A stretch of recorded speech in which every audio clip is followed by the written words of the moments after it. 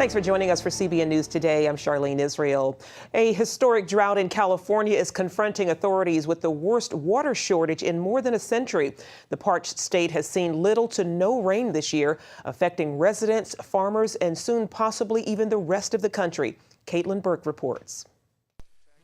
California is running out of water. Parched fields, starving livestock, and near empty water reservoirs led Governor Jerry Brown to declare a drought emergency. That was 2 weeks ago. And today, still no rain. Simply put, there's not enough water to go around. On Friday, state officials announced there's no water left in the main distribution system, and they won't be delivering any water to local agencies this year.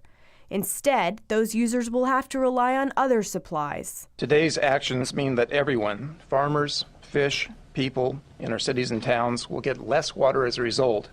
But these actions will protect us all better in the long run. The move affects more than 25 million people, most notably California's farmers. The citrus belt, the grapes, the nuts, all of them is the east side.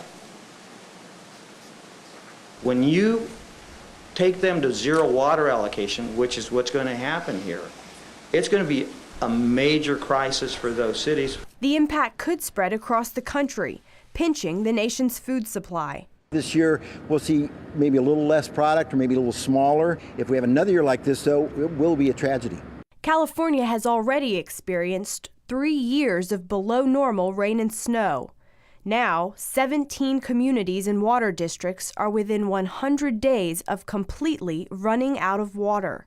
Governor Jerry Brown is asking everyone to do their part to conserve. Don't flush more than you have to, don't shower longer than you need to, and turn the water off when you're shaving or brushing your teeth. Caitlin Burke, CBN News. President Obama endured a grilling from Fox News host Bill O'Reilly in a pre-Super Bowl interview. The president traded barbs with O'Reilly on everything from health care reform to the Benghazi attack, but he also expressed regret over his failed promise that people could keep their health insurance plans if they like them. And he said the administration moved quickly to fix the disastrous health care website. When asked why the administration spent several days blaming an anti-Islamic video for setting off the Benghazi attack, he went on the defensive. We revealed to the American people exactly what we understood at the time. The notion that we would hide the ball for political purposes when a week later we all said, in fact, there was a terrorist attack taking place the day after I said it was an act of terror, that wouldn't be a very good cover-up. The full interview with the president and Bill O'Reilly will air tonight at 8 p.m. on Fox News. House Republican leaders are laying out a blueprint for immigration reform, trying to gain support among House members. The guideline includes a pathway to legal status from adults who are living here illegally, but not the pathway to citizenship, which many Democrats want. The GOP plan does include, however, a citizenship plan for kids brought to the U.S. illegally by their parents. In an interview on CNN, the president hinted he may be open to working with Republicans on an immigration deal, even if it doesn't include a pathway to citizenship for illegal adults. Turning overseas, despite freezing temperatures and the threat of more violent clashes, the face-off in Kiev's Independence Square continues. In this exclusive report, our George Thomas takes us to the front line of the conflict between government forces and protesters. 57-year-old Yevgeny Sukhanov, father of 5 and highly educated, joins demonstrators on the front lines of this Ukraine showdown. I'm here to fight against the evils of my government. Since November, hundreds of thousands of Ukrainians have taken to the streets of Kiev, demanding government reform. I want the president and his entire corrupt and oppressive government gone. For over 2 weeks now, Sukhanov's been on Grushevskova Street in the heart of the capital city, where it looks and smells like a war zone. And the moment you enter this area, you can smell it. Your clothes begin to smell like smoke. Look at the ground. It's just black from the fires that have been burning here for several weeks. He spends most of his time up here at the very front of the battle line, watching his so-called enemy on the other side of the barricades, Ukraine's elite special forces known as Berkut. We keep an eye on their movements, how many forces they bring in and out, what kind of equipment they have. We have to be ready. Sukhanov says the men standing guard on his side are a motley crew from all walks of Ukrainian life. We have doctors, engineers, carpenters, businessmen, laborers, ordinary people who want freedom and justice. And they've all been here for months in freezing conditions, many of their faces covered in black soot. Most folks here suspect a major assault from the government, and they are preparing their defense. Then take a look at this. Look at how high this barricade is. I mean, I'm standing. This is me. That's how high the barricade is. Folks have spent days filling the sandbags with snow. They're ready because they know probably about 200 yards in this direction are hundreds of Berkut. They're the Ukrainian police who are fully armed, fully ready to do any kind of action if called upon to do so. Standing between Sukhanov's men and the special forces are Christians. Every day they come not to protest, but to sing and pray for peace. In the background, a police officer with a bullhorn warns them not to come too close. But the warning doesn't scare Nadia Tolkocheva, who tries repeatedly to hand Bible verses to the men in black. I have Christ in me. Why should I be afraid? I wanted to give our brothers the text of Psalm 91. These men are not our enemies. They are our brothers, our sons. This Christian mother facing the police weeps for her son, who was reportedly killed during violent clashes between police and anti-government protesters. For what? For what did you kill my son? And now another son is missing. Back on the front line, Sukhanov waves to the special forces. In fact, at one point, he even tries to motion for them to come over to his side. That doesn't happen. For the committed like Sukhanov, the future looks very uncertain and potentially dangerous as whispers of a looming crackdown fill the air. George Thomas, CBN News, Kiev, Ukraine. The Seattle Seahawks routed the Denver Broncos to win the Super Bowl last night. The lopsided 43-8 victory was a big upset after the Broncos had become the highest scoring team in history during the season. But the Seahawks defense is known as the best in the NFL, and they lived up to that title. After the Broncos botched the opening snap and gave the Seahawks a quick 2 points, it was all downhill from there. The Seahawks managed to force several interceptions and a fumble and held quarterback Peyton Manning to just one touchdown.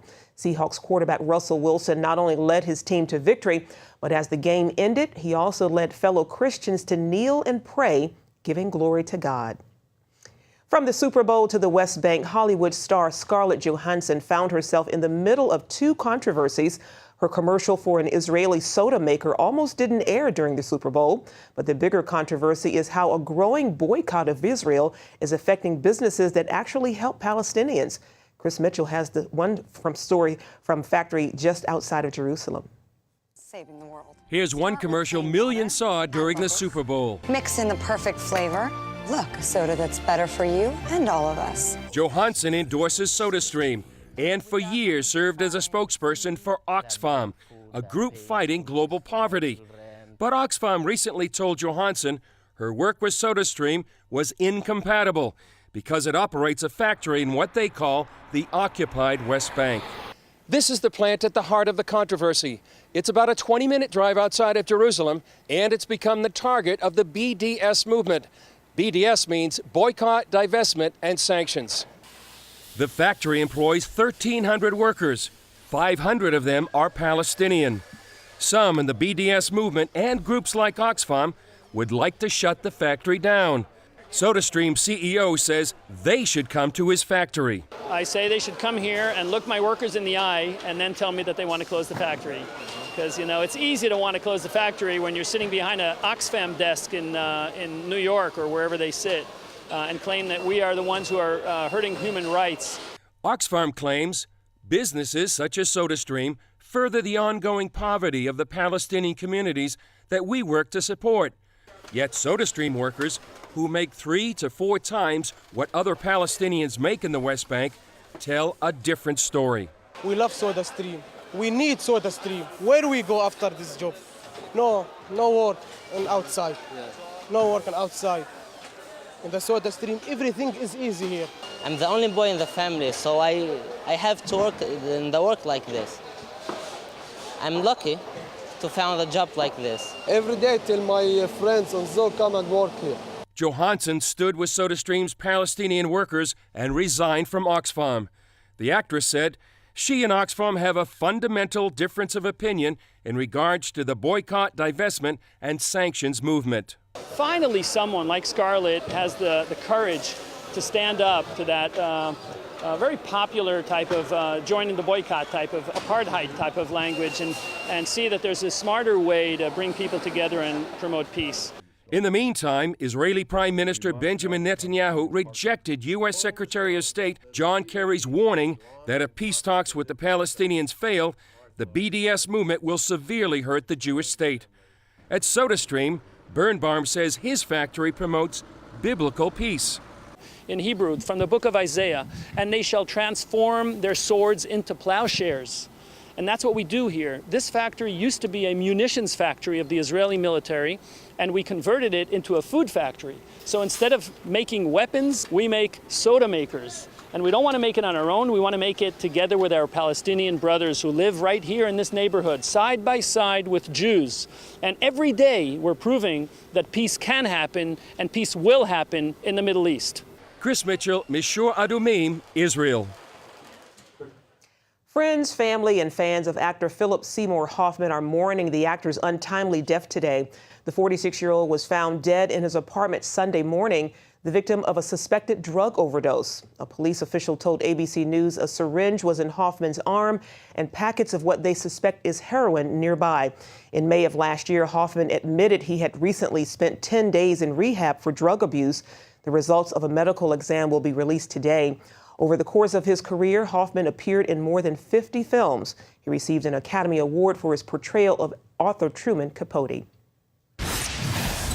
Coming up, medical breakthrough, the new research that could put the embryonic stem cell controversy to rest.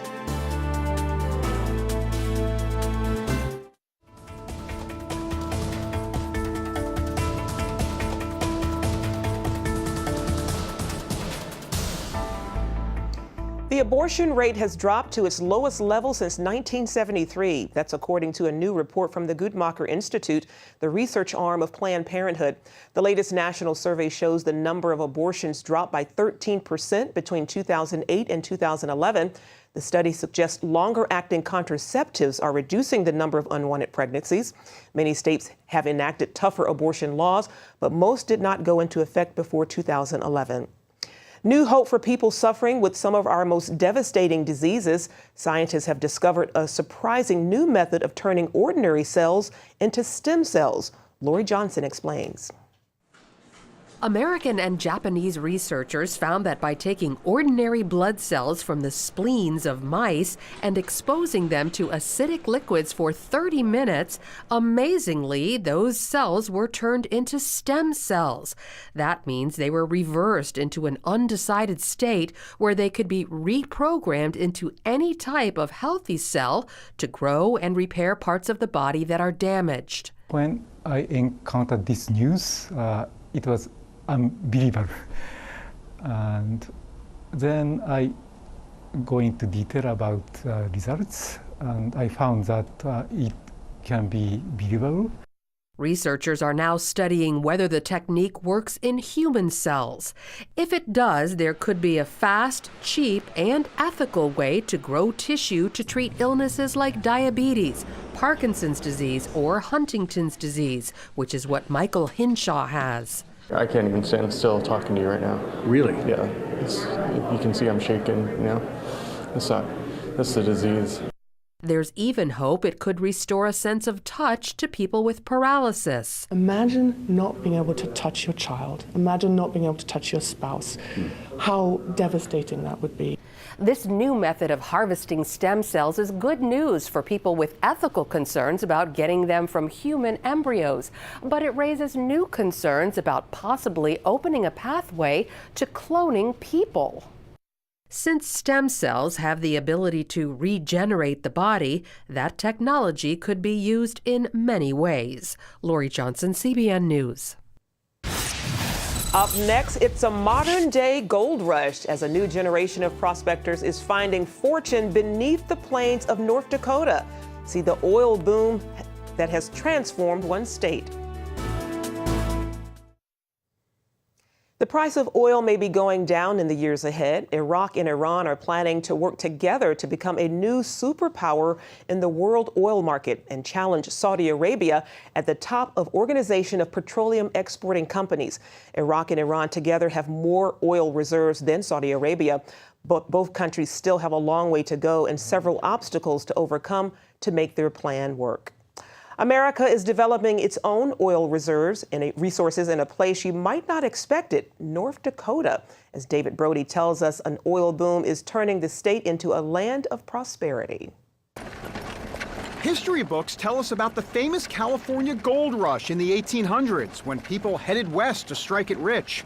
Well, welcome to western North Dakota, where an oil rush is on for people like Curtis Hansel. This is not a boom that's going to fizzle in 3 or 4 or 5 years. This is going to be a long time, a 30-year boom. This big boom covers more than 200,000 square miles in the Bakken oil fields.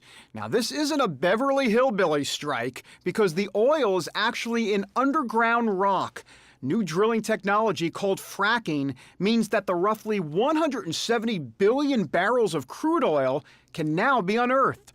Oil production has zoomed up 600% in the last 7 years, putting North Dakota as the second largest oil-producing state in the nation, behind only Texas. Well, we are here on an active oil rig in the Bakken oil fields of western North Dakota. There are about 180 or so oil rigs here in the state.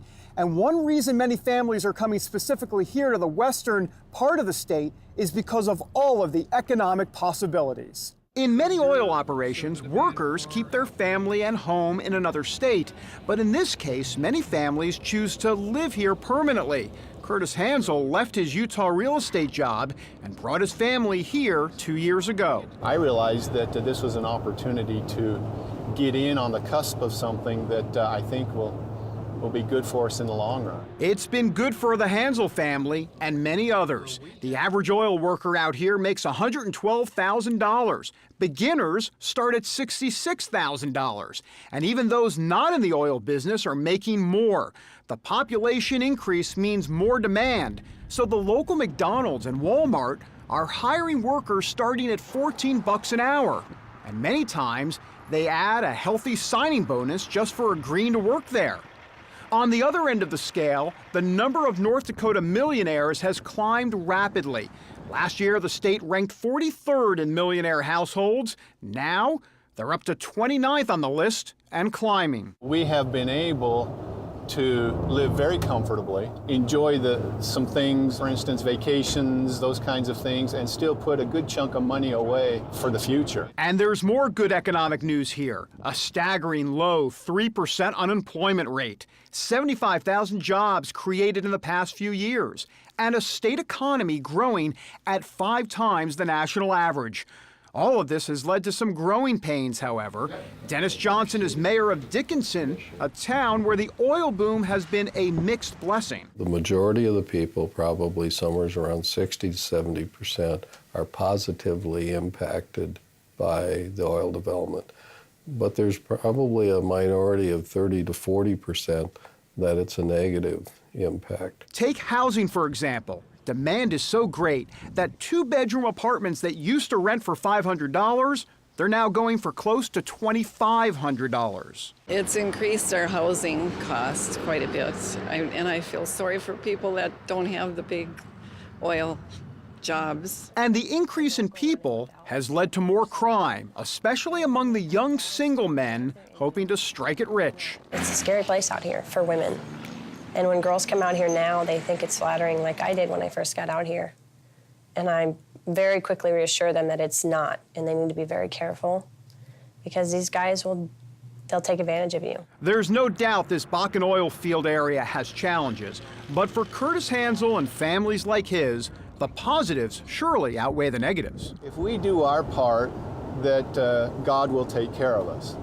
And we've had to put that to the test a number of times, and so I don't want to make it sound like it's routine, but for For my wife and I, it was just another challenge. That challenge is proving fruitful for the thousands striking it rich in the oil fields of North Dakota.